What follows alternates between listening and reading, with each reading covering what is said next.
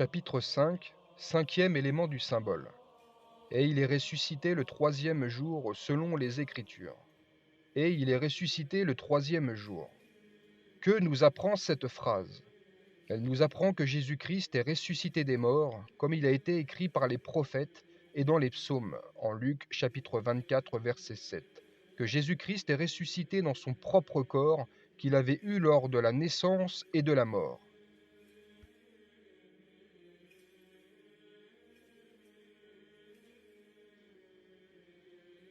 Quel est le rapport entre la résurrection de Jésus-Christ et nous? Par sa résurrection, le Sauveur a posé le fondement de la résurrection pour chaque homme. Christ est ressuscité des morts, et il est les prémices de ceux qui sont morts, en 1 Corinthiens chapitre 15, verset 20. Tout le monde sera ressuscité dans son propre corps dans lequel il est né et mort.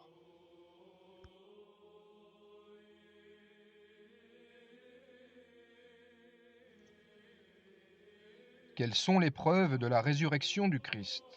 Il y en a plusieurs. Le sépulcre sans le corps du Christ. Étant entrés dans le sépulcre, les femmes mirophores n'ont vu qu'un ange disant : Ne vous épouvantez pas, vous cherchez Jésus de Nazareth qui a été crucifié, il est ressuscité, il n'est pas ici. En Marc chapitre 16, verset 6. Le linge et les bandes funéraires posés dans le tombeau. Étant entrés dans le sépulcre, les apôtres Pierre et Jean ont vu les bandes qui étaient à terre et le linge qu'on avait mis sur la tête de Jésus, non pas avec les bandes, mais plié dans un lieu à part. En Jean chapitre 20, versets 6 et 7. Si le corps du Christ avait été volé du sépulcre, les bandes et les linges auraient été mis avec, car ils étaient collés extrêmement fort au corps embaumé par un mélange d'environ 100 livres de myrrhe et d'aloès. En Jean chapitre 19, verset 39. Les gardiens du sépulcre. Les pharisiens ont mis les gardiens devant le sépulcre pour que les apôtres ne viennent pas dérober le corps. En Matthieu chapitre 27, verset 63. Mais un ange est descendu du ciel et a roulé la pierre qui fermait le sépulcre. Les gardes tremblèrent de peur et devinrent comme morts. En Matthieu chapitre 28, verset 4. Puis ils entrèrent dans la ville et annoncèrent aux principaux sacrificateurs tout ce qui était arrivé. En Matthieu chapitre 28, verset 4.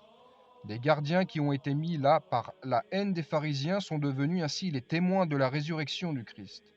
L'un d'entre eux était Saint Longin, le centurion qui est devenu martyr pour le Seigneur. Le mensonge des sacrificateurs. Ayant entendu le témoignage des soldats, les pharisiens leur ont donné une forte somme d'argent en disant : Dites, ces disciples sont venus de nuit le dérober pendant que nous dormions. Et si le gouverneur l'apprend, nous l'apaiserons et nous vous tirerons de peine. Les soldats prirent l'argent et suivirent les instructions qui leur furent données. Et ce bruit s'est répandu parmi les Juifs jusqu'à ce jour. En Matthieu chapitre 28, versets 11 à 15.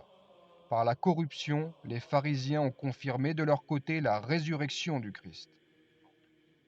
La parution aux apôtres.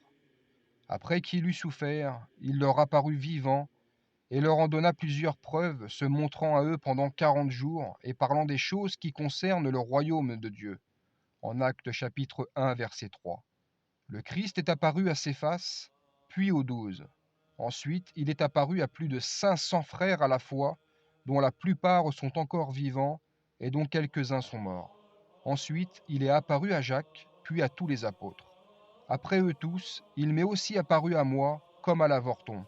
En 1 Corinthiens chapitre 15, versets 6 à 8, dit l'apôtre Paul.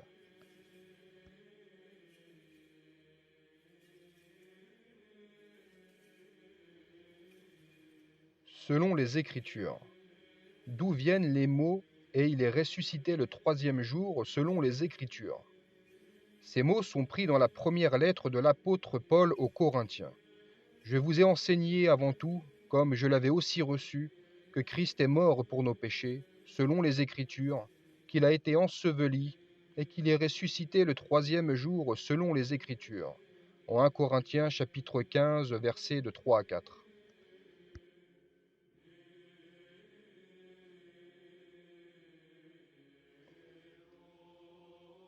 Que veut dire selon les Écritures?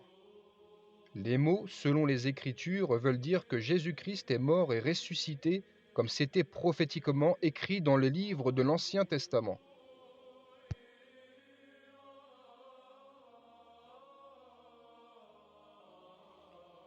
Où était-ce écrit?